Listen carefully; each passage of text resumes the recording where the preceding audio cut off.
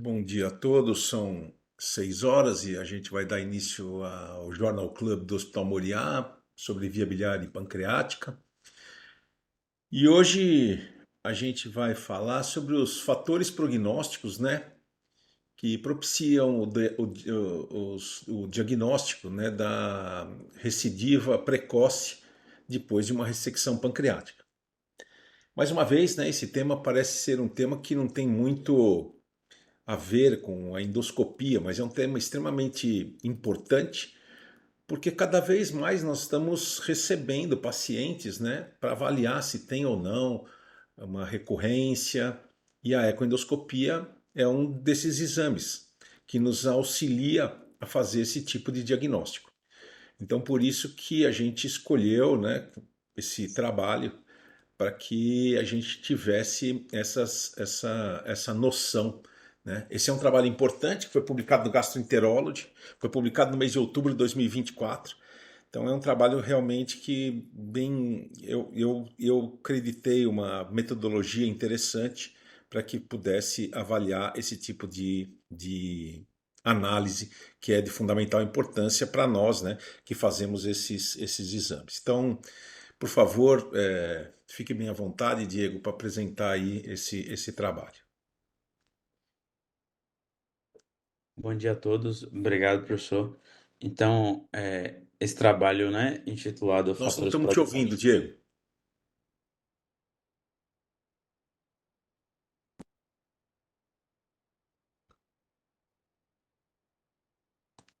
Nós Alô, alô. estamos vendo a sua tela, mas não estamos ouvindo.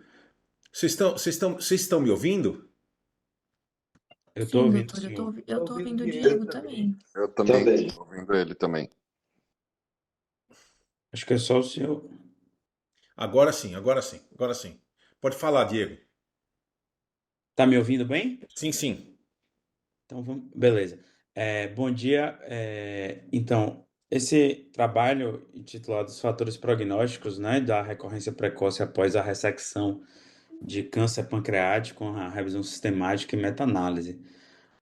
É publicado por autores predominantemente austríacos na Gastroenterology em 2024.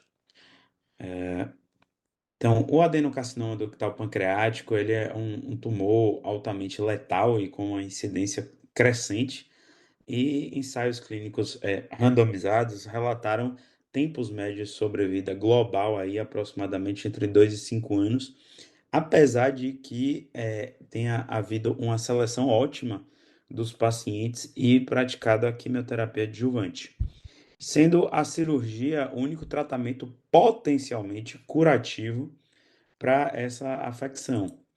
A recorrência dessa afecção, então, ela existe uma ampla gama, a qual vários fatores prognósticos foram relatados como responsáveis para essa recorrência precoce. E a maioria dos estudos, eles definem a recorrência precoce como a evidência de recorrência baseada em imagens ou patologia dentro de 6 ou 12 meses após a cirurgia que tenha tido uma intenção curativa, sendo que até metade dos pacientes vão apresentar recorrência em 12 meses após essa ressecção. E presume-se que as micrometástases subclínicas, ou seja, já presentes no momento em que o paciente foi submetido à cirurgia com intenção curativa, e o controle tumoral local insuficiente, são responsáveis pela recorrência precoce da doença. E fatores prognósticos clinicamente avaliáveis, eles funcionam como substitutos para refletir uma biologia tumoral complexa, ou seja, não exatos, digamos assim. Até o momento não existem estudos, né, que resumam as evidências divergentes sobre esses valores, sobre o valor dos fatores prognósticos. Então, diante disso, o objetivo do estudo foi identificar todos os fatores prognósticos relatados para a recorrência precoce de adenocarcinoma ductal pancreático ressecados com a intenção curativa e fornecer estimativas de efeito usando métodos meta-analíticos. Além disso, identificar os principais fatores prognósticos com base na frequência relatada para criar uma referência para futuros estudos de recorrência. Então, a metodologia usada desse trabalho foi uma busca sistemática da literatura e foi feita uma meta-análise conduzida usando um modelo de efeitos aleatórios. Análises separadas foram realizadas para estimativas de efeitos ajustados versus não ajustados, e o risco de viés foi avaliado usando a ferramenta Quality in Prognostic Studies, e as evidências foram classificadas de acordo com as recomendações do sistema GRADE. Os critérios de inclusão foram o adenocarcinoma ductal pancreático ressecado e confirmado histologicamente, a neoadjuvância e ressecada, a doença ressecada antecipadamente, o upfront, né? E todos os estudos relatando a associação de fatores prognósticos e recorrência precoce. A recorrência precoce definida como 12 meses ou menos de 12 meses ou até 12 meses. E estudos de corte, caso controle, resumos, protocolos de conferência, ensaios clínicos randomizados, e não houve restrição de sexo, restrição de tempo e todos os estudos em inglês. E foram excluídos os relatos de casos, série de casos, dados de registro, estudos que não estavam publicados em inglês, né, neoplasias pancreáticas diferentes do adenocarcinoma ductal pancreático, essa condição também, uma vez que não tenha sido ressecada, uma ressecção R2. E aqui, já entrando nos resultados, é um fluxograma, o qual ele ilustra as fases, né, a qual foram feitas a seleção dos estudos. Então, os estudos foram identificados nas bases de dados, foram feitas as triagens, feitas as devidas exclusões, até que foram incluídos um quantitativo de estudos. E, então, foram avaliados inicialmente 2.903 resumos. Ao final, foram incluídos 65 estudos. Desses 65 estudos, estavam presentes 18.085 pacientes, e a grande maioria dos estudos no sistema GRADE foram classificados de baixo a moderada. Desses 65 estudos, 43% definiram a recorrência precoce com uma evidência de recorrência em 6 meses após a cirurgia. E a maioria, mas é muito próxima aí, 52%, com a recorrência em 12 meses após a cirurgia. Alguns outros estudos, algumas outras definições, né, de recorrência foram incomuns, e a análise do odds ratio e do hazard ratio não ajustados, ele revelou 41 e 5 fatores prognósticos para recorrência precoce em 6 meses, respectivamente. E quando os dados foram ajustados, foram 25 e 10 fatores prognósticos, respectivamente também. Ao passo que, quando foi considerada uma definição, os estudos, né, considerada uma definição de recorrência em 12 meses, foram identificados 38 e 15 fatores prognósticos com os dados não ajustados.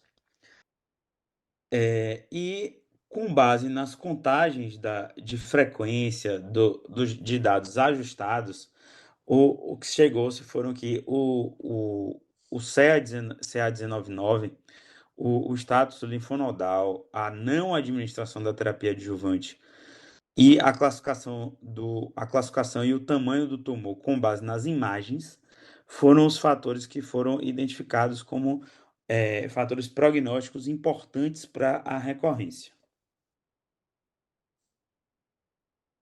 Com relação à discussão, então, além do controle local insuficiente do tumor, a recorrência precoce, presumivelmente, que era uma hipótese já considerada no início do estudo, se deve à micrometástase subclínica presente no momento da cirurgia.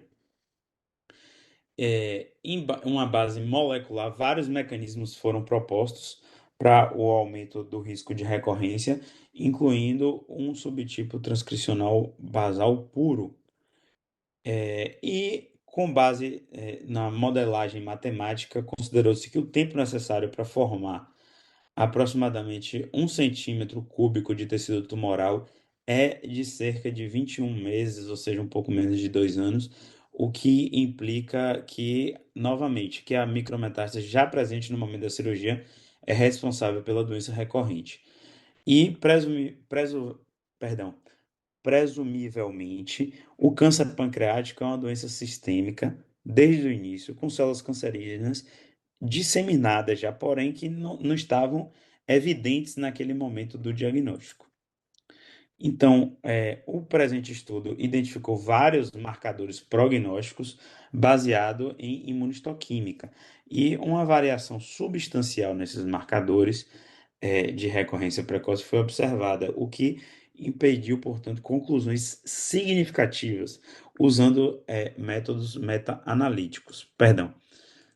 E alguns fatores prognósticos identificados nesse estudo, eles mereceram destaque, né, ao longo da discussão do trabalho, e foram esses de que as evidências indicaram que tumores localizados na cauda do pâncreas, eles estavam associados a um maior potencial metastático, comparado com aqueles localizados no corpo e cabeça do pâncreas.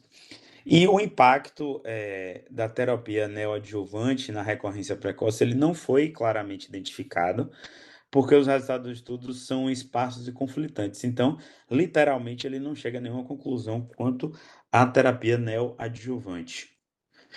E, já finalizando a parte da discussão, perdão, deve ser mencionado que os fatores prognósticos, eles vão influenciar a recorrência precoce no adenocarcinoma ductal pancreático, originado a partir de lesões císticas, originado de lesões císticas.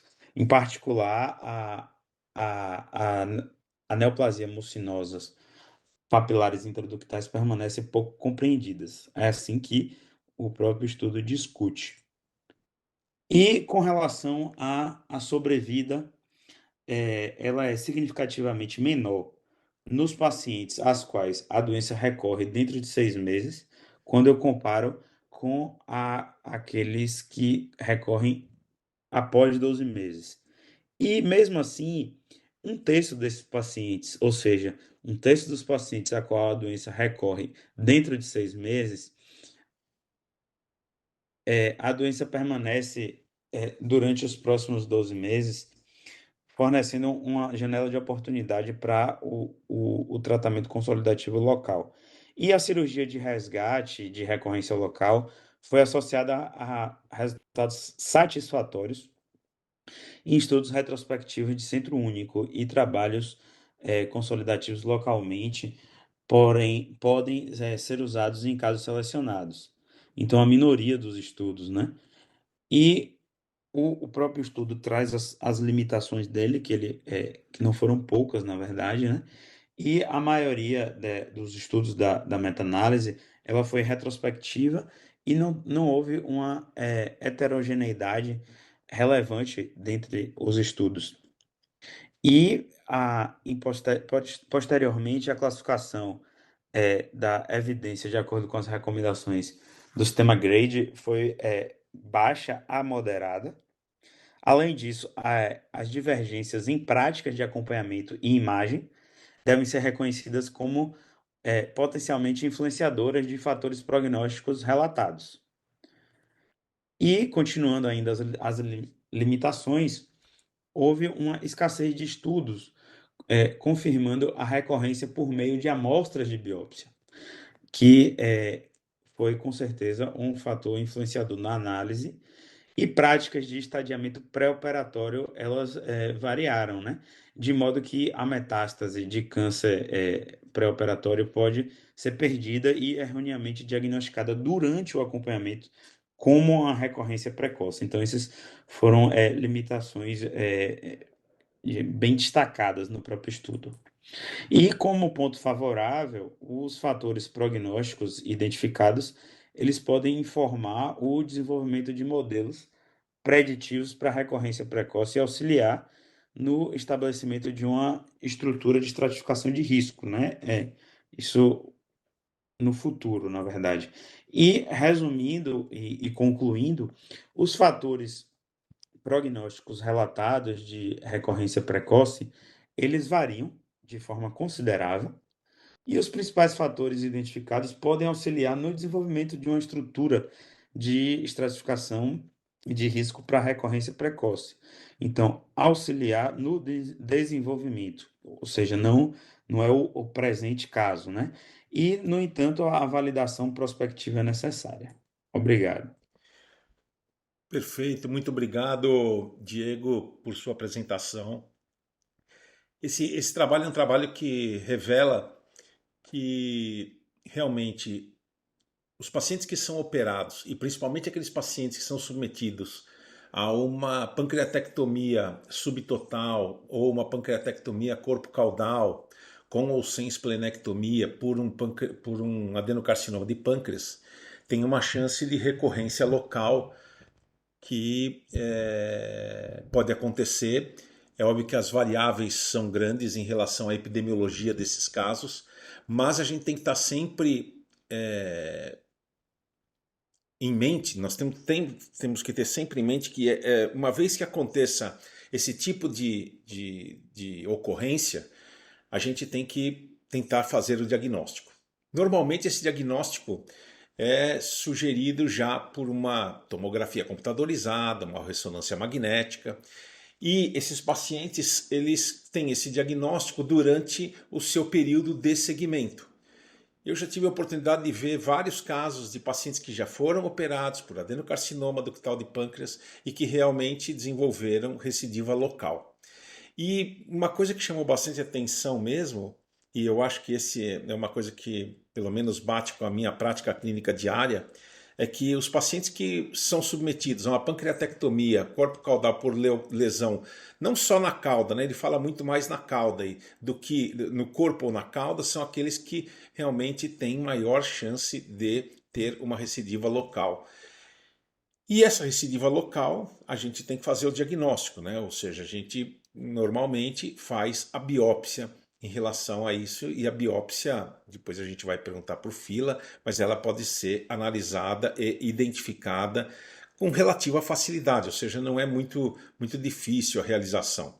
Porque uma coisa também chama atenção, já tive a oportunidade de ver vários pacientes com recidiva pós-operatória, e que quando você faz a biópsia, diferentemente da primeira amostra, do primeiro tumor, né, do tumor inicial, eles são mais fáceis de biopsiar.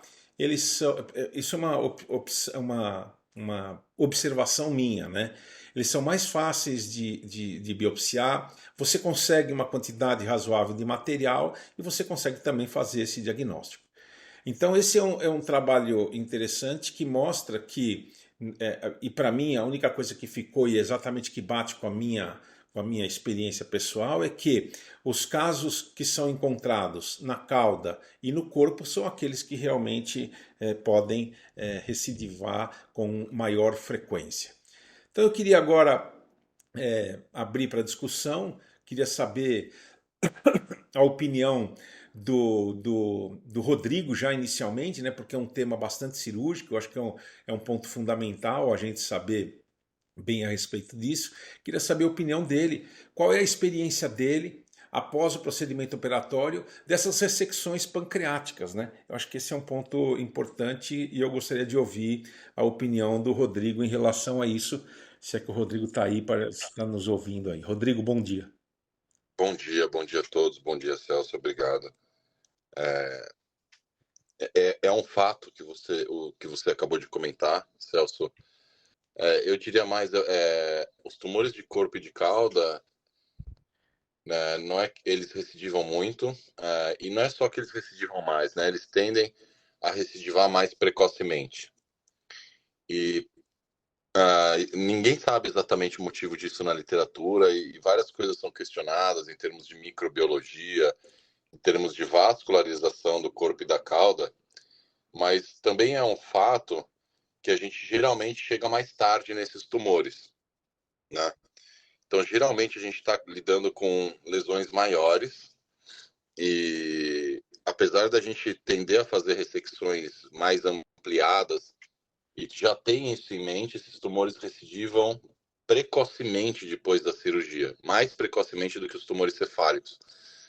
A princípio, isso não estaria relacionado com o nosso nível de linfadenectomia, aquela técnica lá que a gente desenvolveu, que estamos, por robótica de avaliação por fluorescência da drenagem linfática, estamos tirando o triplo da literatura em termos de linfonodos nas pancreatectomias corpo-caudais por câncer, que sempre vão ter que ser realizada a linfadenectomia e a esplanectomia. Mas é muito comum, Celso, nesses casos, a gente já pegar tumores muito maiores, tumores de 4, 5, 6, 7 centímetros, e na hora da abordagem serem tumores difíceis de serem manejados. A gente se esforça bastante em termos de margens cirúrgicas, de amplitude de ressecção de tecido retroperitoneal, uma preocupação grande em relação ao tronco celíaco, fazer uma linfadenectomia ampla. Não só isso, como também ressecar os tecidos adjacentes e potencialmente invasões neurais, mas esses são tumores que realmente parecem, até do ponto de vista biológico, serem um pouco mais agressivos. Vendo esse artigo, e o dado, de certa forma, publicado também, né, recentemente, de que a gente teria um intervalo aí de quase 2 anos para a gente conseguir detectar mais precocemente esse tumor, com acompanhamento teoricamente tão simples quanto observar perda de peso e controle glicêmico desses doentes, a gente conseguiria mais facilmente chegar nas lesões precoces. No fundo, a sensação que eu tenho é que parece que o adenocarcinoma de pâncreas ele tem um relógio dentro dele e que uma vez que ele foi disparado, ele vai rodar, né? Então, assim, a gente faz quimioterapia, a gente faz quimioterapia neoadjuvante, faz quimioterapia adjuvante, faz as duas, opera, obtém margens livres, às vezes obtém pacientes sem linfonodos comprometidos e esse tumor acaba, na maior parte das vezes, realmente recidivando, né? E à distância, ou até mesmo no peritônio e no corpo e cauda, é localizado, né? Recidiva localizada, é um negócio realmente impressionante. E o que faz cada vez mais pensar que realmente é o comportamento biológico da lesão, né? A gente ainda vai precisar descobrir muita coisa, ainda vai precisar ter outros métodos terapêuticos, outras formas de tratamento sistêmico, porque realmente o comportamento biológico do adenocarcinoma ductal de pâncreas é muito desfavorável. Eu acho que isso que você falou, Rodrigo, é um ponto fundamental, né? Porque, na verdade, o que acontece? Quando você vai operar, você me desminta se eu tiver errado, quando você vai operar, na verdade, o diagnóstico dos cânceres do corpo e da cauda, eles têm um diagnóstico muito mais tardio do que as lesões na cabeça do pâncreas. E uma coisa que me chamou a atenção é que nesse trabalho não fala, né, do tamanho do tumor no pré-operatório, né? Porque para mim, por exemplo, uma coisa simples que eu pensaria, exatamente baseado naquilo que você acabou de dizer, o tamanho desses tumores é maior, ou seja, a gente sempre vê tumores maiores do que 3 centímetros, né, no corpo e na cauda do pâncreas. Quando, às vezes, tumores pequenos, né, já causam icterícia por causa do contato deles com o colédoco, isso é um sinal de alerta que faz com que a gente consiga fazer o diagnóstico muito mais precocemente. Então eu queria saber se você também tem essa mesma impressão. E também depois gostaria de ouvir os outros, né, que também têm experiência com câncer de pâncreas, a respeito disso que a gente está comentando agora. Não, a gente vai. É uma regra isso mesmo. Isso realmente acontece. A gente tende a chegar mais tarde pela demora na apresentação clínica da lesão, né, do início da sintomatologia. Então, assim, os tumores cefálicos de um cisnado, de colo, eles vão causar icterícia muito mais rápido do que de corpo e cauda, que seria o principal sintoma. E, geralmente, quando também, se a gente falar daqueles tumores que tendem a crescer em direção ao corpo, mas que são cefálicos, o outro tipo de sintoma comum, que é a dor nas costas ou dor abdominal, também vai levar mais tempo para acontecer no tumor de corpo e cauda. Mas, Celso, uma vez eu vi um artigo pareando em termos de estadiamento, tá? De tamanho, literalmente tamanho de lesão por estadiamento T, e ainda mesmo pareando cabeça e corpo e cauda, esses tumores vão tender a recidivar mais precocemente. Por isso que acha-se que existe um comportamento biológico ainda mais desfavorável nos tumores de corpo e cauda do que dos tumores cefálicos. E só para dar mais um comentário para vocês, vou dar um exemplo de como realmente é complicada a situação do adenocarcinoma ductal em termos de comportamento biológico da lesão. Com o passar do tempo, é claro que a técnica cirúrgica vai se esmerando e novas técnicas vão surgindo. Então, assim, nos últimos anos, se você fosse em qualquer congresso HPB, muito se falava da linfadenectomia do mesopâncreas, triangle operation, tudo. E a gente tendendo a fazer ressecções cada vez mais ampliadas, mesmo nos tumores cefálicos, às vezes levando a uma performance pós-operatório pior, porque a gente começa a fazer muita linfadenectomia, e isso acaba dificultando o pós-operatório, piorando a qualidade de vida pós-operatória por ressecção de nervo junto à artéria mesentérica superior e junto ao tronco celíaco. E o que se viu é que, numa fração significativamente menor do que 10%, quando a gente faz essas ressecções mais ampliadas possíveis, a gente acaba tirando qualquer estrutura que tenha indício de comprometimento, seja linfonodo ou seja nervo, na anatomia patológica. Quer dizer, é mais um indício de que não adianta, é comportamento biológico da lesão, né? Assim, se a gente pegar uma lesão com comportamento biológico mais favorável, a gente vai ter alguma chance de sobrevida mais longa ou de cura, alguma chance de cura. E tem casos que você pega o tumor pequeno e faz uma cirurgia ampliada, vem com margens livres, sem linfonodo e paciente recidivo. Mas assim, corpo e cauda realmente parece que tem um comportamento biológico ainda pior do que os tumores cefálicos. Posso dizer então que você é um daqueles médicos ou até mesmo autores que imaginam que o comportamento biológico do corpo e de adenocarcinoma do corpo e da cauda é diferente daquele da cabeça do pâncreas. É isso, né, que você quis dizer. Isso, eu realmente acho que essa é uma informação correta. Eu já tive a oportunidade de ver alguns autores, né? Principalmente a escola francesa, ela fala muito a respeito desse tipo de diferenciação. E eu confesso para você que eu já ouvia isso desde a época, não tinha essa noção, né, que eu tenho hoje, mas desde a época que eu era estudante lá, né? E eu acho que realmente isso é uma coisa que chama a atenção mesmo, né?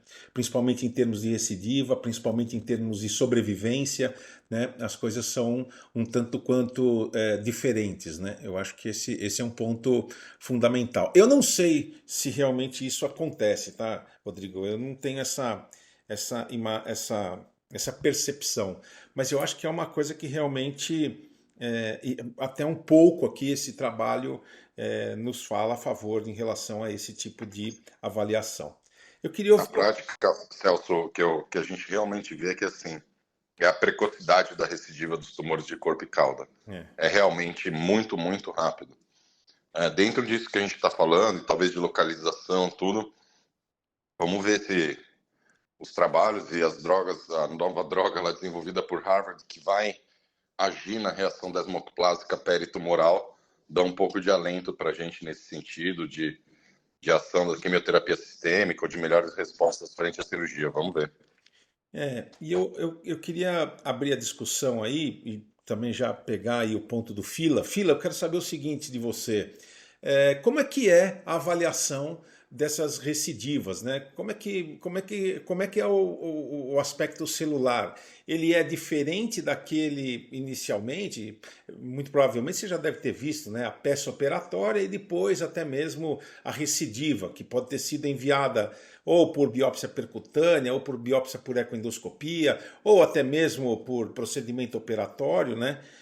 Uma coisa que assim, eu não me lembro, eu estava tentando aqui puxar pela memória, não me lembro de nenhum paciente que teve uma recidiva de câncer no corpo, na cauda, ter sido operado e ressecada a lesão. Eu, pelo menos, não me lembro, mas pode haver. Então, eu queria saber a sua opinião a respeito disso e como é que você encara, né? Ou se tem alguma peculiaridade que você pode transmitir para a gente. Bom dia, pessoal. Bom dia. Olha, não vi, assim, claro, vou puxar da memória, mas não vi mudança de padrão histológico significativa. Claro que pode haver desdiferenciação dependendo do nível de interação com o mesênquima, né? A interação com o mesênquima é que faz a desdiferenciação, quer dizer, ele nascer primariamente adeno-escamoso ou epidermoide não é o mais habitual, né? Então depende disso. Me permite só um gancho aí. Eu acho que, acho que o tamanho continua sendo uma coisa muito importante, segundo alguns tipos histológicos, né? Embora muita gente na literatura diga, olha, não adianta o tipo histológico, ele vai sempre se comportar mal, que não é mentira. Porém, a gente já começa a ver que um tumor que vem de um IPMN entérico, que vai se apresentar como coloide, tem um comportamento distinto. Um adenocarcinoma ductal, que tenha mais de 50% de células de anel de Sinetti, vai se comportar mal como uma linite plástica. Ele vai disseminar célula isolada, pouco coesa, por todo o reto peritônio. Então,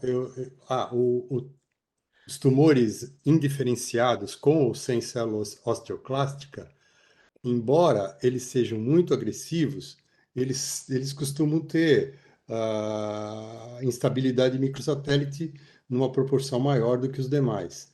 E o HER2, de 2% vai para 12% nas associações com o IPMN. Então, e outra, né? Outro dia estávamos conversando a respeito disso.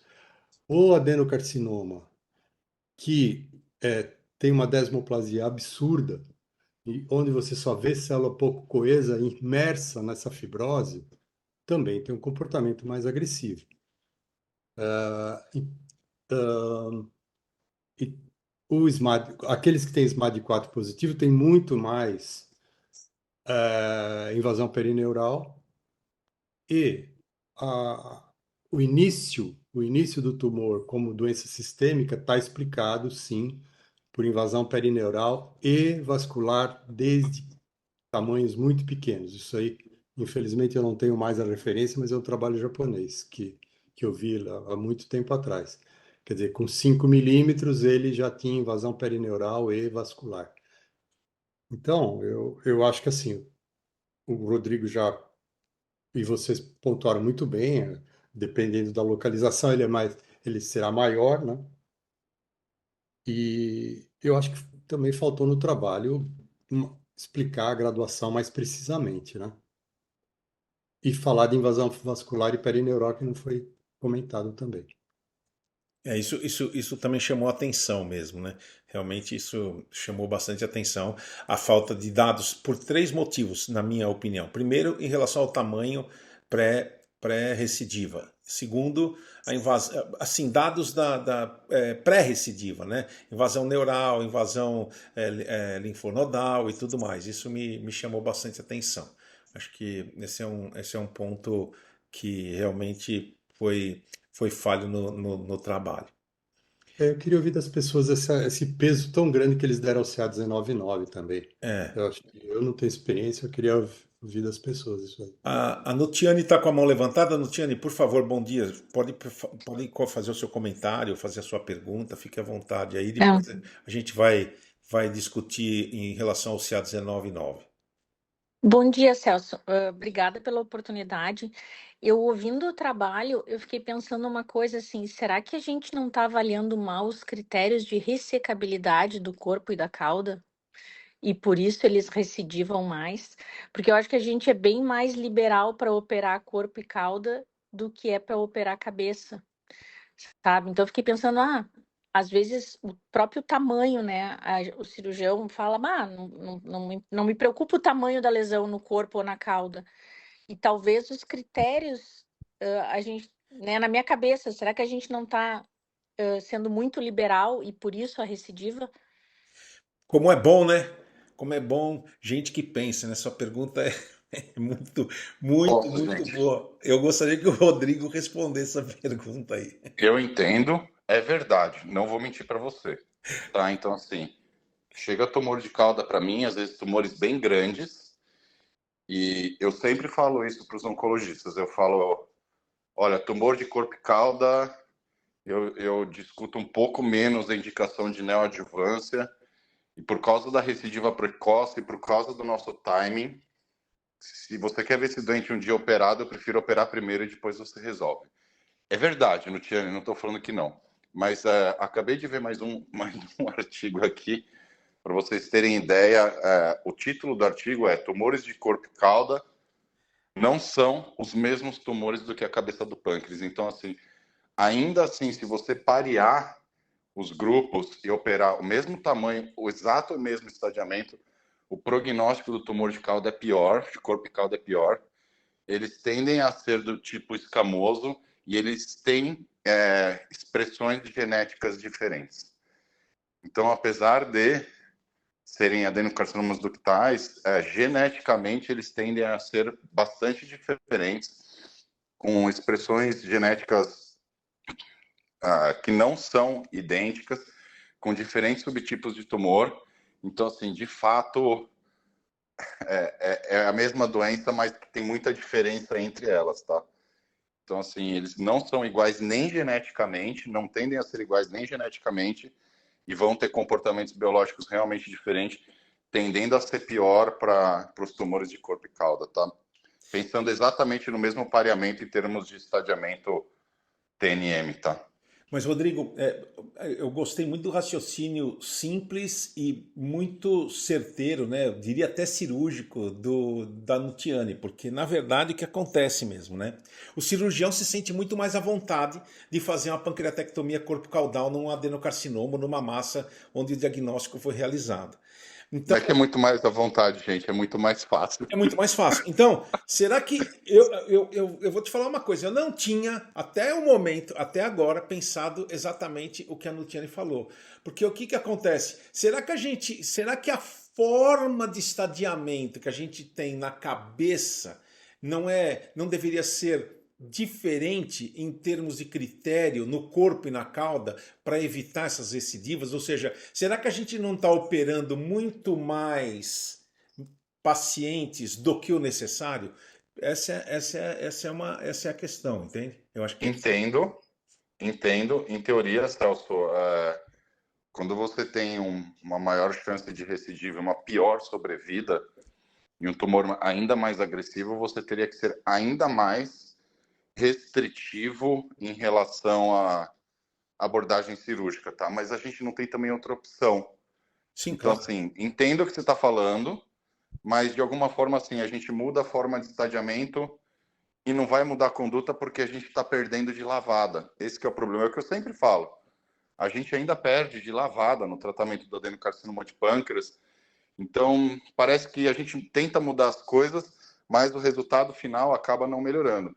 Perfeito. Eu vi muito rapidamente, mas mais uma vez assim, parece que tem genes envolvidos, como por exemplo o PIN1, que são genes relacionados com formação de reação desmoplásica e com um ambiente de imunossupressão peritumoral.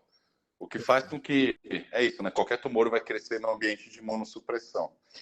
E parece que são realmente genes relacionados com esse tipo de característica do adenocarcinoma ductal de pâncreas que piora muito o prognóstico.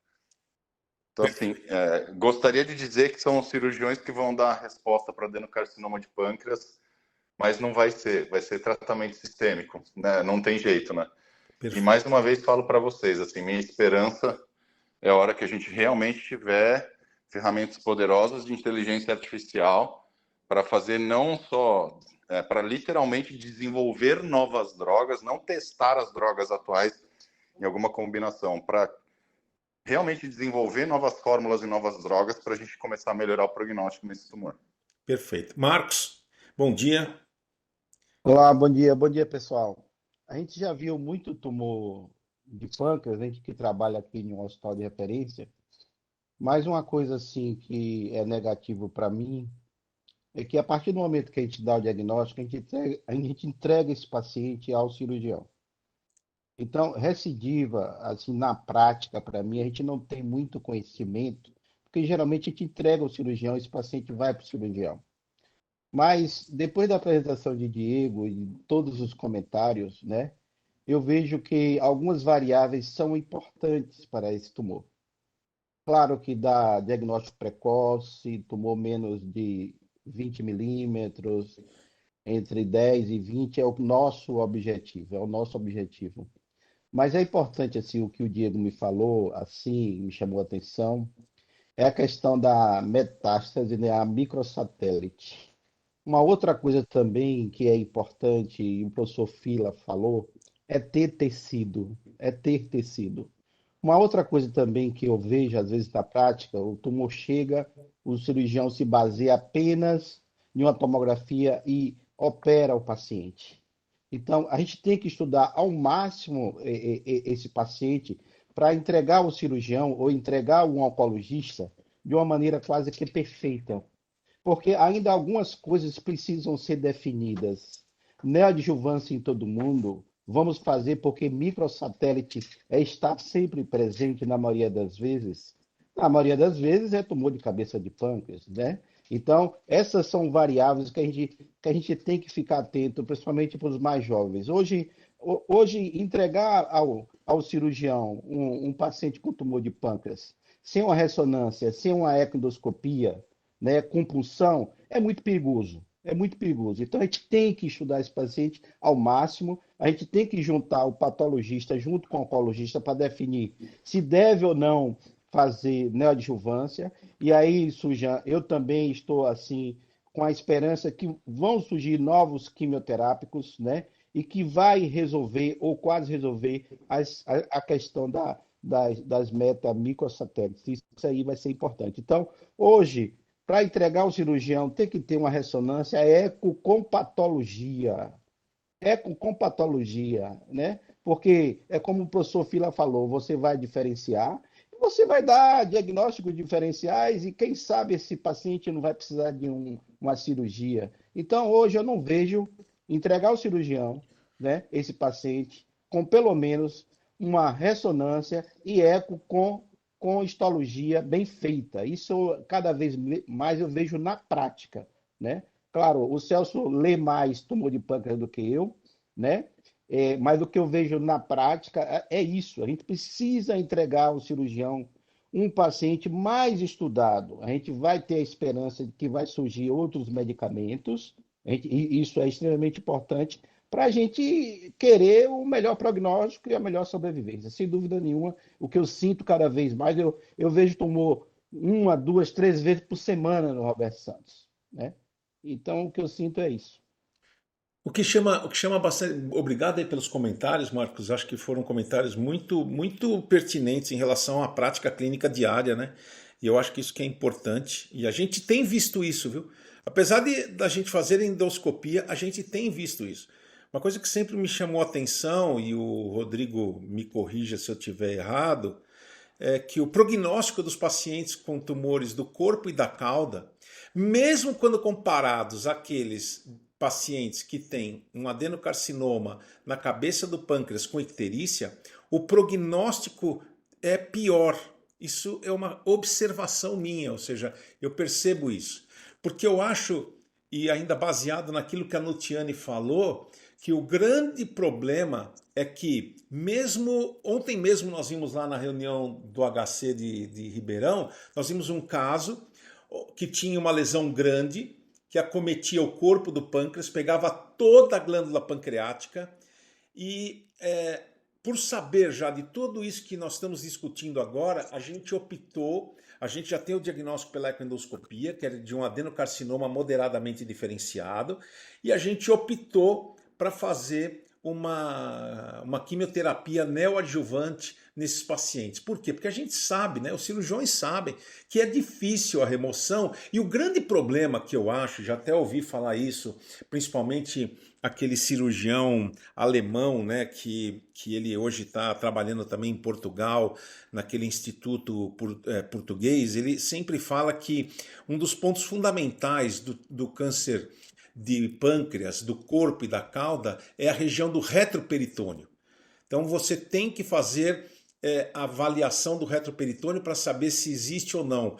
Porque, inclusive, existem trabalhos que mostram que a taxa de ressecção, e você me corrija aí, por favor, Rodrigo, se eu estiver errado naquilo que eu estou falando, que a taxa de ressecção R0 dos tumores de corpo e da cauda, ele é menor do que quando o tumor é localizado na cabeça. Então, acho que esse é um ponto fundamental que a gente tem que analisar e a gente tem que pensar nisso quando a gente vai fazer a ecoendoscopia. Ao invés de fazer a biópsia única e exclusivamente da massa, que deve ser feita, você também tem que procurar tecido tumoral aonde? Na região do retroperitônio, que é facilmente abordável pela ecoendoscopia. Celso, não estou discordando, mas eu fiz aquele comentário lá do Triangle Operation para vocês, tal, que vocês devem já ter ouvido falar, tudo para tentar desmistificar alguns conceitos também, tá? Então, assim, vou ser super franco com vocês, gente. Soltar o pâncreas do reto peritônio é absolutamente ridículo. É muito fácil. Então, assim, é basicamente um plano que você basicamente com a mão empurra, aquilo tudo vai soltando. A não ser que você tenha invasão de órgãos adjacentes, tá? Então, assim, a gente tem um plano muito, muito bem definido ali. Eu vou ser super franco com você, Celso, que foi o que a gente publicou e que vem em ressonância com achados até bem mais antigos, estou falando em nível de décadas, sobre, por exemplo, a drenagem linfática do pâncreas. Então, assim, vou fazer a meia-culpa dos cirurgiões, tá?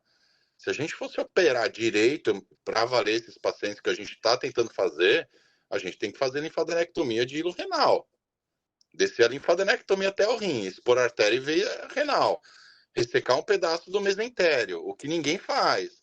O que quando a gente começou a fazer a avaliação de drenagem linfática, a gente começou a fazer uns buracos bem grandes ali no mesentério, viu que a drenagem linfática vai até o rim, entendeu? Daqui a pouco a gente tem que entrar com um cirurgião com um urologista na cirurgia, porque o negócio fica complicado. Mas, dentro do que a Nutiane falou e que você falou, e assim, não estou discordando, estou falando conceitualmente, está correto. Celso, fato, é outra doença. Adenocarcinoma de corpo e de cauda de pâncreas é uma doença, e o adenocarcinoma de cabeça de pâncreas é um primo dessa doença. Com relação ao que o Marcos falou, e isso é um drama, outro dia mesmo eu fui fazer uma duodenopancreatectomia robótica num paciente do Evandro, Celso, e eu acabei conhecendo o caso em sala, entro para fazer a cirurgia, cheguei antes para ver os exames de imagem, pego o laudo da tomografia, 2 tomografias, com contraste intravenoso, anatomia vascular normal. Abro a imagem, uma replaced right hepatic artery. Então, Marcos já falou sobre isso. Ontem, numa reunião no hospital aqui em São Paulo, eu falei sobre isso. Falei, cara, a gente precisa ter laudo estruturado. Assim, eu sou muito a favor de laudo estruturado. Eu acho que vocês podem criar laudos estruturados também.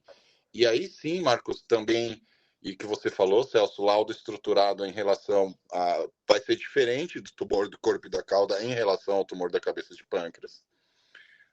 Tipo laudo de endometriose, anatomia vascular, invasão, presente ou não, veia porta, artéria mesentérica superior, linfonodos, blá, blá, blá. Mas, Marcos, dentro disso tudo, e eu 1000 vezes já falei aqui que assim, tem que se evitar operar pâncreas sem anatomia patológica ao máximo. Aquilo que eu falei para vocês, a sensação que eu tenho é que parece que esse relógio, esse tumor nasce com um timer. Hoje em dia a gente nem faz mais estadiamento sistêmico. Quer dizer, não faz diferença você fazer uma tomografia de tórax para esses pacientes ou não na sua decisão terapêutica e no prognóstico do doente. Quer dizer, quando a gente fala isso, realmente começa com uma doença sistêmica, é célula na corrente sanguínea, é DNA na corrente sanguínea, e deu start, parece que a gente vai depender do comportamento biológico para ter alguma chance de cura mesmo, fazendo tudo que a gente já faz e correndo todos os riscos que a gente já corre, né? Perfeito. Eu gostei muito do que você falou, Rodrigo, em relação à padronização do laudo. A gente fala muito pouco sobre a ecoendoscopia no estadiamento do adenocarcinoma do pâncreas. E realmente você falou uma coisa que eu faço há muito tempo, né?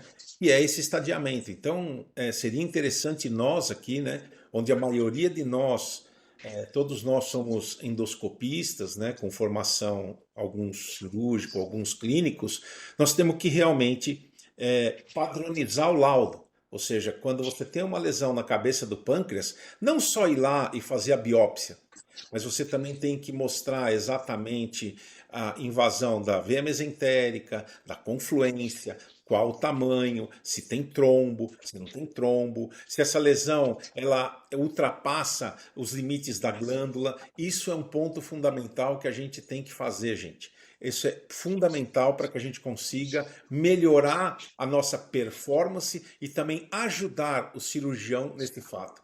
E além de tudo, o estadiamento para a cabeça do pâncreas é um, onde o protocolo é um, e no corpo e na cauda é outro. Isso é um ponto também fundamental. E nenhum exame melhor do que a ecoendoscopia para avaliar, por exemplo, uma invasão do retoperitônio, que vai ajudar, nesse caso, por exemplo, o paciente e o cirurgião vai ajudar a determinar se vai ser operado ou não. Então, esse é um ponto para a gente refletir, porque eu acho que esse é um ponto fundamental. Fala, Rodrigo. Só vou ser bem chato agora, só me permita. Claro. Porque ontem também foi isso que um colega, o termo que o colega radiologista usou, que é estruturado. Exato. Porque padronização, eu acho que vocês têm que ser absolutamente livres para escrever o que vocês quiserem no laudo. Quanto mais descritivo vocês forem, melhor para todos.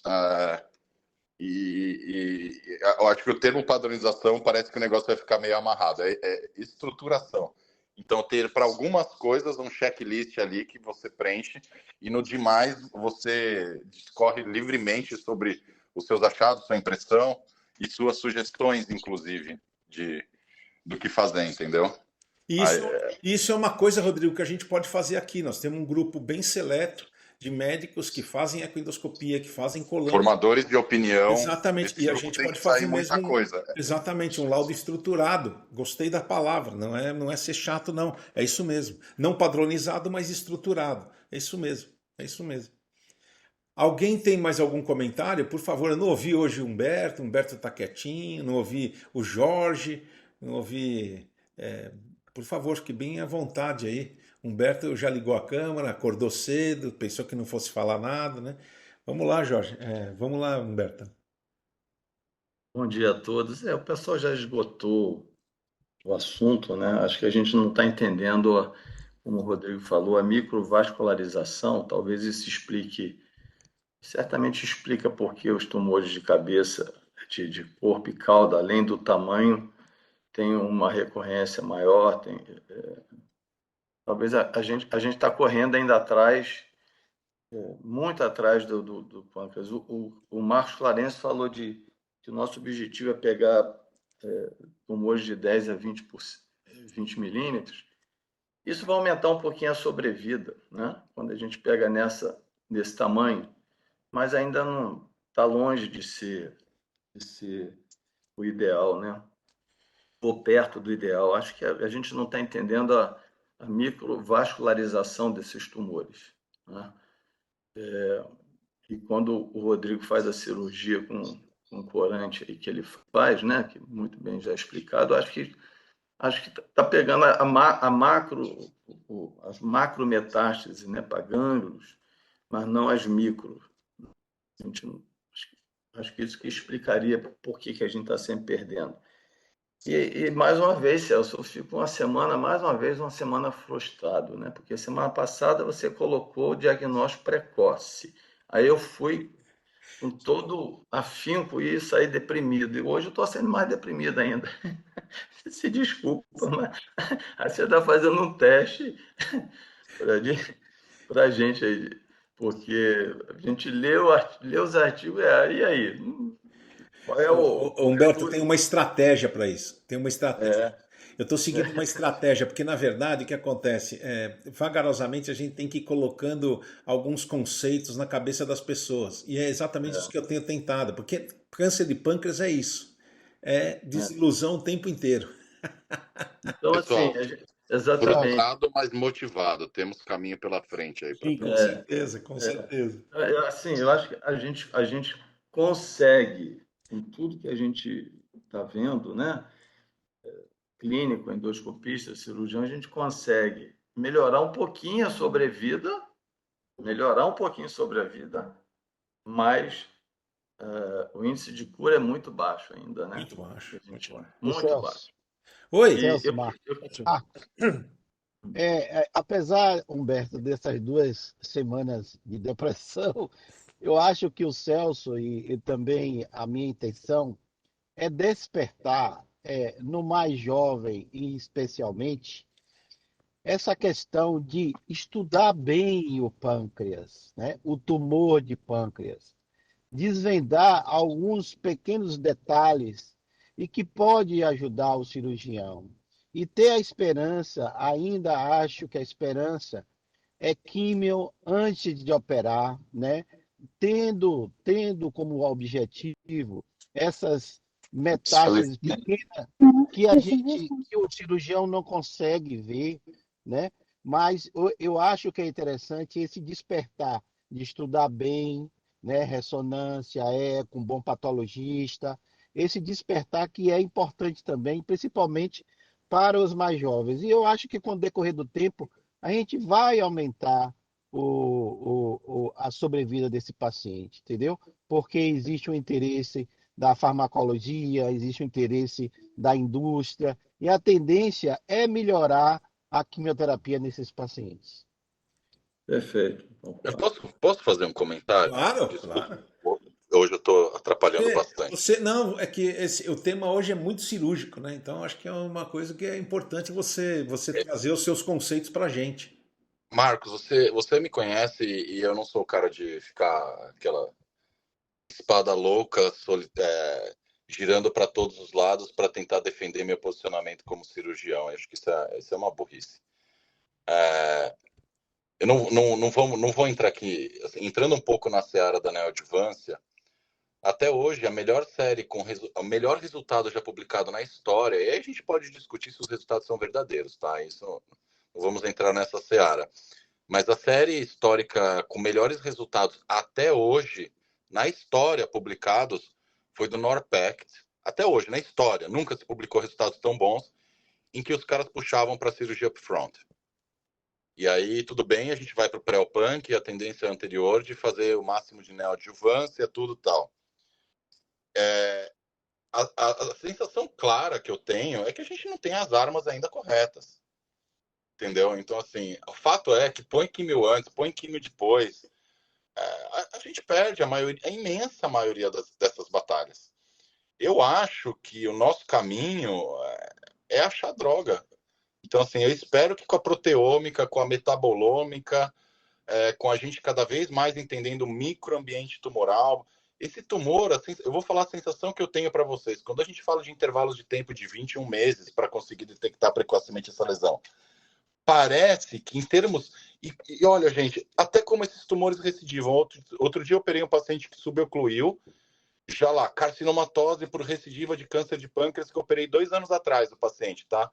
Entrei lá na barriga, tem meia dúzia de bolinha, e o cara tá morrendo. Eu falei para vocês, ano passado, ó, terceiro paciente, um desse ano já.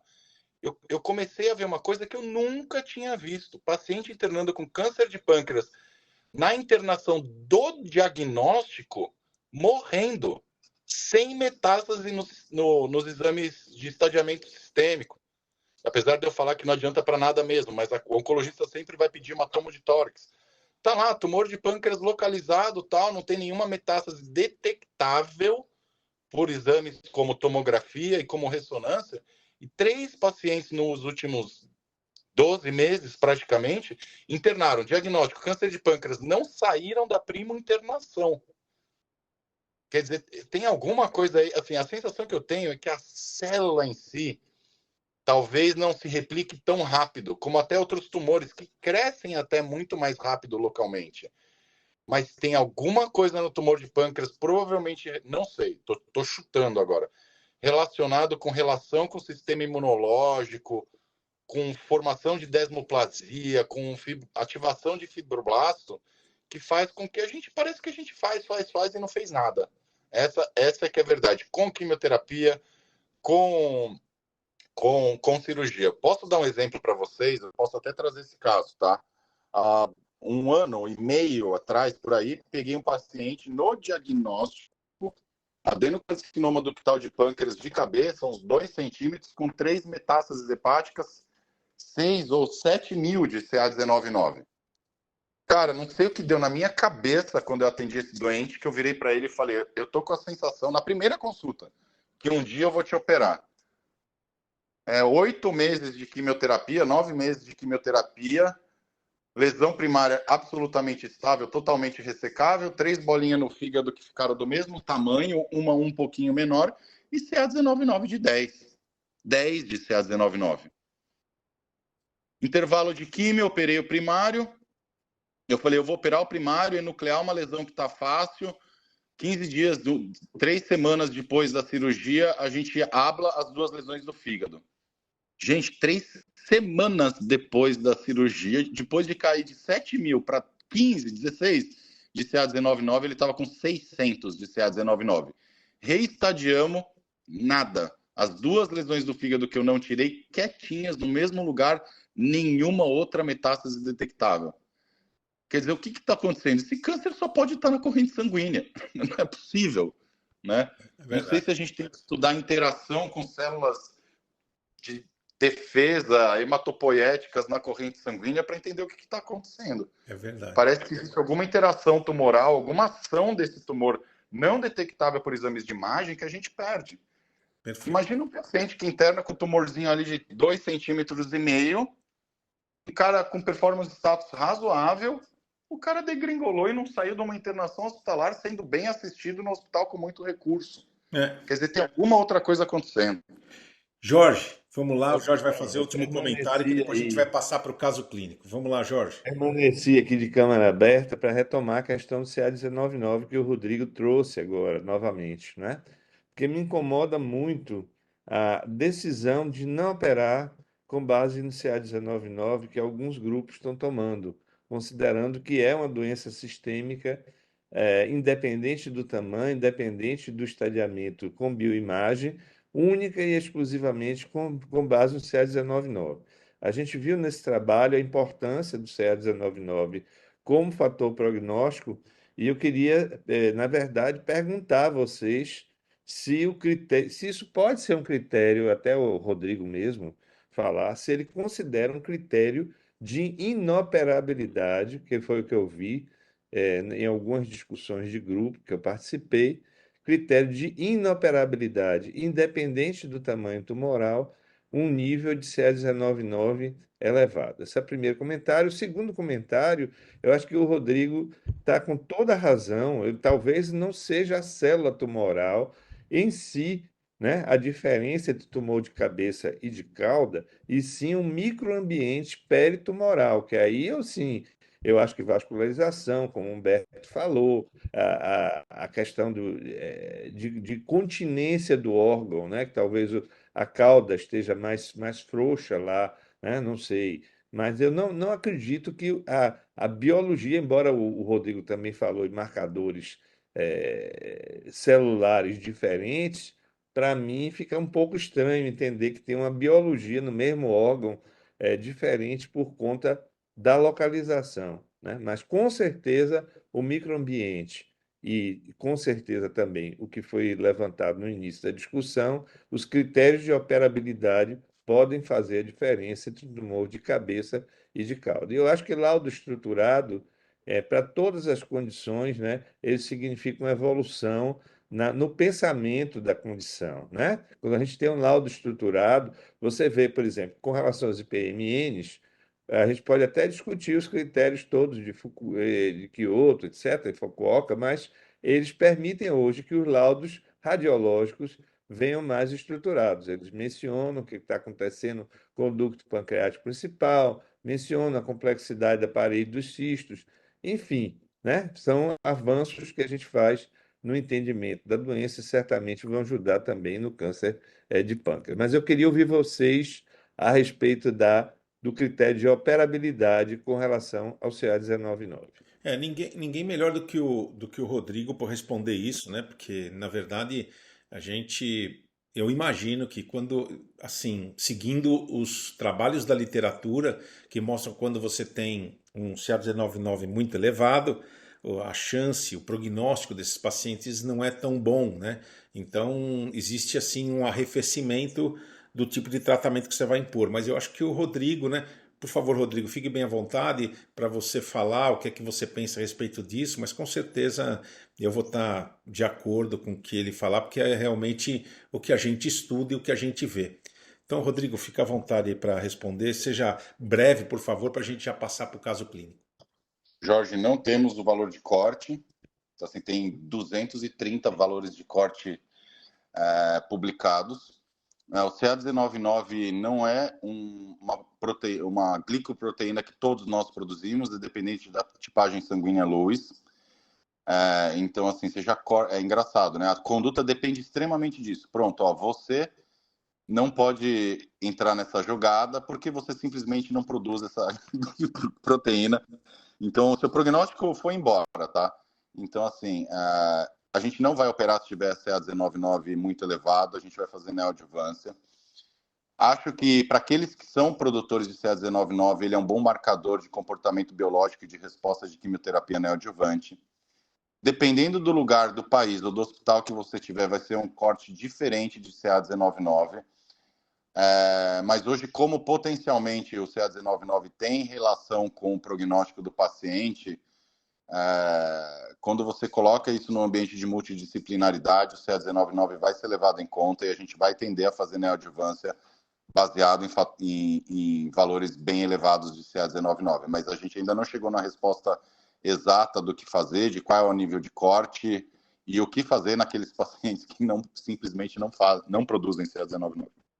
Perfeito. Bom, pessoal, acho que foi realmente uma discussão bem legal a respeito disso, né? Eu acho que agora a gente pode passar para o caso clínico. Esse é um caso clínico interessante, que vai ter aí o concurso do FILA, também do nosso cirurgião, que é o Rodrigo. Então acho que vale a pena. Marcelo, fica à vontade para apresentar o caso. Se der tempo, depois o Humberto vai apresentar um outro caso, senão fica para a próxima terça-feira. Vamos lá. Bom dia, professor. Bom dia a todos. Vou apresentar o caso clínico dessa semana. Então, paciente feminina de 42 anos, investigação de uma lesão pancreática. O paciente tem a síndrome de von Hippel-Lindau e em exames de controle foi visualizada uma lesão e foi então indicada uma equinoscopia com aquisição tecidual para o diagnóstico. Aqui é um vídeo sobre a ressonância magnética. Não sei se vai dar para ouvir, professor. Não, estamos. Ele falando? Não sei. Isso. O pâncreas, ele está entremeado em dois dos cistos, os múltiplos cistos que tem no pâncreas, né, de 1,2 centímetros. Aqui tem o ducto pancreático principal no cabo da lupa aqui, ó, que está mexendo. Esse é o ducto pancreático principal. Passa próximo ao nódulo, mais ou menos uns 4 milímetros. E é isso, na fase pré-contraste, a gente vê que ele é pretinho, né, o nódulo. E na fase arterial, ele realça homogeneamente, bem típico de um tumor neuroendócrino, nesse contexto clínico. A paciente também realizou um PET-CT com análogo de somatostatina e esse nódulo apresentava uma aparente hiperconcentração do radiofármaco, com SUV máximo de 24,6. Porém, o radiologista ficou um pouco na dúvida, porque devido à concentração fisiológica no pâncreas, principalmente no processo uncinado. Foi então encaminhado para equindoscopia no nosso serviço. A equindoscopia demonstrou múltiplas lesões císticas, a maior de 2,7 por 2,1 centímetros, esparsos pelo parênquima pancreático, além da lesão, né, que media essa aqui de 0,4 por 0,6 centímetros, hiperecóica, de limites bem definidos aí. Foi então realizada a punção com a agulha. Foi realizada a punção com o Procore de 20 gauges. E aqui o achado da. Vamos deixar o Fila falar então aqui. Fila, essas imagens aí, por favor. Ó, Veja só, a lesão está muito bem delimitada, o Celso interroga lipoma, não é verdade? Sim. Então, olha o que apareceu nessa biópsia, né? Vasos totalmente distópicos, irregulares, ó, aquilo que a gente vê, por exemplo, numa hiperplasia nodular focal do fígado. São esses vasos, você nem consegue definir exatamente que tipo de vaso é esse, é veia, se é artéria, né? E rodeado por células estromais e adipócitos, não é?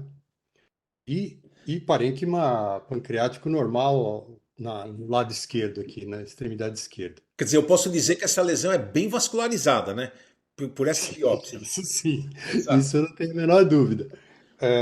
Em outras, essa é a área mais representativa. Em outras áreas também existem esses vasos totalmente distópicos aí, totalmente ah, disformes, né? Bom, no contexto da doença dela, do von Hippel-Lindau, o que que eu fiz? Eu fiz esse marcador HMB45, que ele marca quando, quando ele está associado ao angiomiolipoma, ele marca tanto o adipócito, quanto a célula vascular, quanto as células estromais. Então, aqui, quer dizer, referido na literatura, precisa ser um HMB45 muito forte. Ele aqui é focal, mas a gente está numa microbiópsia, né? Eu não tenho a lesão como um todo. Então, primeiro eu valorizei isso. Agora, conversando com a paciente que é médica, radioterapeuta muito bem orientada, ela está me falando que ela tem, assim, fora o von Hippel-Lindau, ela tem a síndrome de esclerose tuberosa, que são amartomas e, hemangioblastomas no cérebro, eventualmente na pele e tal. Então, assim, o que eu consigo dizer é que, assim, na biópsia não tem neuroendócrino. Então, eu acho que, assim, ah, pensando nessa estrutura total da doença dela, eu acho que a gente talvez seja melhor, ao invés do meu diagnóstico de angiomiolipoma, eu pensar numa amartoma mesenquimal, vaso, adipócito, estroma, célula estromal atípica. Agora, por exemplo, não tem inibina, né? E a inibina é negativa no angiomiolipoma, a inibina é positiva no cistadenoma seroso, que pode acompanhar o von Hippel-Lindau, tá? Ah, ah, ah, e agora, de qualquer forma, nós estamos frente a alguma coisa muito eh, localizada e muito benigna, né? Menos de 1% de KM67. Então, eu acho que, e assim, a gente está discutindo muito isso. Será que, com esse laudo insistente de neoplasia neuroendócrina, eu acho muito difícil o Celso ter deixado passar esse nódulo e biopsiado é outra coisa, né? Agora, eu acho que a investigação continua, eu acho que não é para abandonar, né? Agora, para mim, eu acho que nós não estamos frente a um neuroendócrino. É, uma coisa eu tenho que dizer. Volta lá na imagem ecoendoscópica. O aspecto da ecoendoscopia, que é esse, voltam mais um pouquinho, mais uma. Essa daí, ó, a da esquerda de vocês. Esse aspecto não é de um tumor neuroendócrino, tá? Esse aspecto, normalmente, em 99% das vezes que eu vi até hoje, esse aspecto é ou de lipoma ou de algum outro tipo de lesão, mas não é de tumor neuroendócrino. Então, acho que esse é um caso realmente interessante, né? Que pelo diagnóstico do FILA foi de um angiomiolipoma, que é uma lesão rara, né? Então, Marcelo, se você quiser dar continuidade à sua apresentação, aí eu gostaria de saber a opinião dos outros colegas, né? Pode falar, Marcelo, pode dar continuidade e depois a gente discute. Tá, bom, então, tratando-se de um caso tão raro, né, vou fazer uma breve revisão. Então, hoje o miolipoma é um tumor mesenquimal, composto por células vasculares, células de músculo liso e adipócitos. É o tumor benigno renal mais prevalente e ocorre de forma esporádica em 80% dos casos. mas também associada a condições hereditárias como a esclerose tuberosa e a linfoangioleiomiomatose pulmonar. A forma epitelióide é uma forma mais rara que possui um baixo potencial maligno. Então, o angiomiolipoma pancreático é um cometimento raro, com 5 casos descritos na literatura até hoje, e o primeiro caso foi descrito em 2004. 4 casos descritos foram achados em peça cirúrgica, 2 desses da forma epitelioide, e um diagnóstico por ecoendoscopia. Aqui a descrição do caso com diagnóstico realizado pela ecoendoscopia. O que chama a atenção é o aspecto ecoendoscópico bem diferente do visto no nosso caso. E aqui o anatomopatológico da lesão também diagnosticado por ecoendoscopia. Então, a angiomeliopoma é um tumor benigno com alta prevalência renal, mas extremamente raro na forma pancreática. E a ecoendoscopia, né, um papel importante para o diagnóstico desse tipo de lesão e para evitar cirurgias desnecessárias. Acho que é isso. Volta um pouquinho, por favor, na imagem do trabalho publicado. Ó, vocês estão vendo aqui à direita a imagem da ecoendoscopia, tá? Mas essa imagem também não é imagem de um tumor neuroendócrino. E vocês estão percebendo que existem inúmeros focos hiperecóicos. Talvez esses focos hiperecóicos tenham ficado mais esparsos devido ao tamanho da lesão. Ou seja, essa lesão é bem maior do que a nossa lesão, né? A nossa lesão está em torno de 0,5 centímetro. Ou seja, muito provavelmente com o passar do tempo, com o crescimento, né, das fibras musculares, associado também ao entremeio das lesões, das áreas adiposas, né? O Fila me corrige se eu estiver errado. Esse crescimento pode mudar a ecocaracterística da lesão.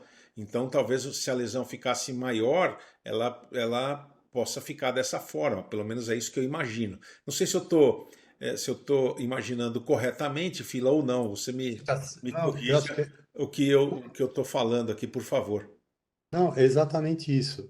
A ponto de, assim, realmente, eu fiquei revendo bastante o caso ontem por coincidência, assim, e eu acho que neste momento, acho que eu até me arrisquei ir para o angiomiolipoma.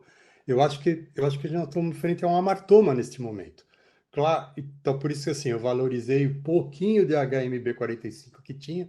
Se o Marcelo puder andar, olha a expressão, essa expressão clássica, né? Muito acentuado o HMB45, né? Não é a mesma intensidade do nosso caso. Por outro lado, eu tenho vasos enormes, né? Que por exemplo, qual é o grande galho o grande problema do angiomiolipoma no rim? Ele rompe e a paciente sangra muito, né? Esse é o angiomiolipoma, o problema dele é romper. Então, nós estamos frente a um negócio muito pequeno nesse momento. Eu acho que o melhor diagnóstico para esse momento, que fica dentro da esclerose tuberosa, é neste momento. Eu acho que é um amartoma mesenquimal, né? Com angiolipoma, né? Eu tenho um amartoma mesenquimal com as células adipócitas e vasos atípicos, distróficos, né? Eu acho que agora, se isso aí crescer, muito possivelmente, por conta da síndrome, possivelmente vai se estabelecer algo assim, né? No crescimento. Agora, neuroendócrino, claro, nesse momento não é, né? Eu acho que como é que nós vamos acompanhá-la, né? Não, eu acho que frente a tudo que você falou, aí essa paciente é uma paciente do próprio Rodrigo, né? Eu acho que vale a pena. Aí depois a gente vê a opinião dela. Mas acho que frente ao que você acabou de dizer, eu acho que nada mais justo que a gente continue fazendo o segmento dessa paciente, porque se trata de, até o momento, uma lesão completamente benigna. Claro, E eu claro. acho que a gente tem que controlar, e mesmo no crescimento, o que a gente pode voltar a fazer, essa é a minha impressão, é fazer uma nova ecoendoscopia com biópsia no controle, para ver se o aspecto neuroendócrino, que tanto se fala em exames de imagem, possa ser caracterizado através da biópsia, que não foi o caso, né? Puxa, eu acho que a agulha foi precisa, um nódulo bem delimitado e a composição é essa revelada aí.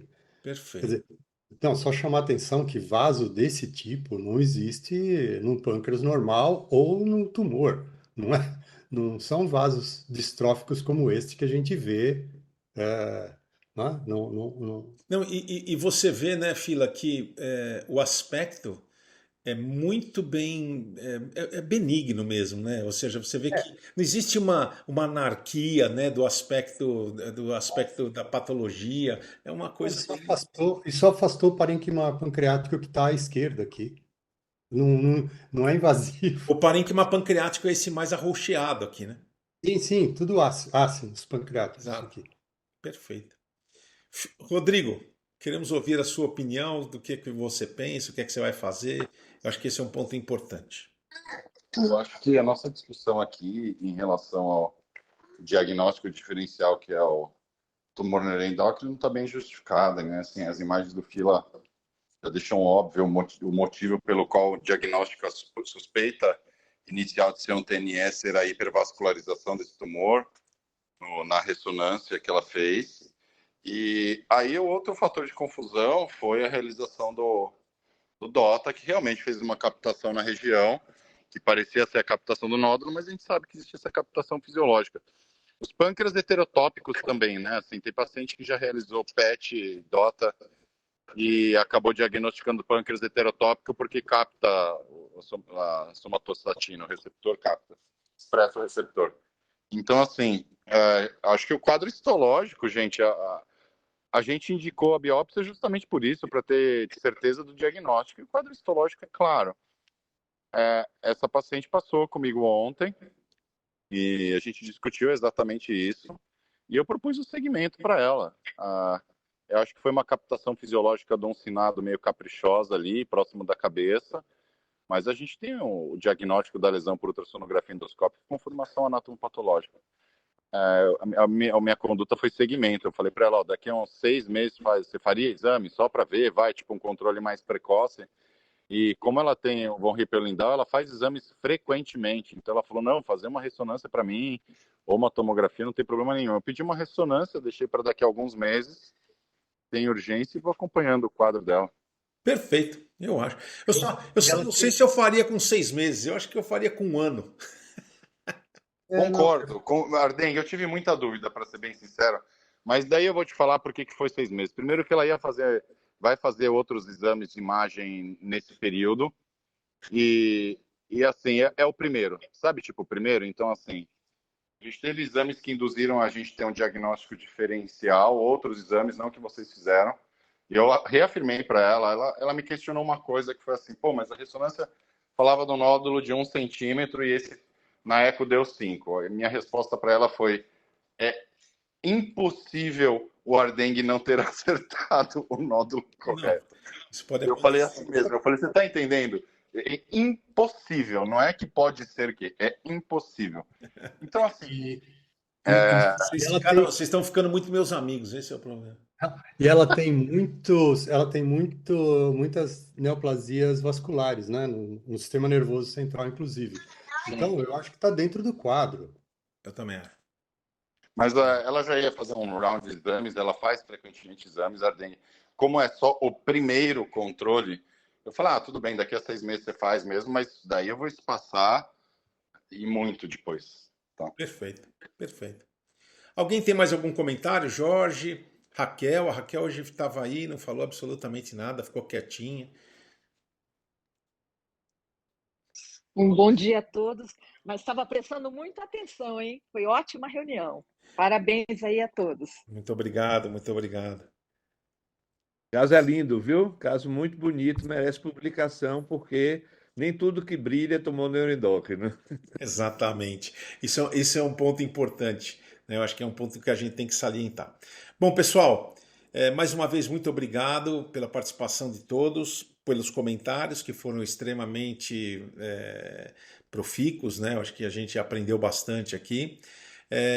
Eu desejo a todos uma boa semana, um bom final de semana, e a gente se encontra na próxima semana, na próxima terça-feira. Um abraço a todos e até na próxima terça-feira. Um Tchau, bom abraço, dia. obrigado. Tchau. Tchau, Tchau, tchau. pessoal.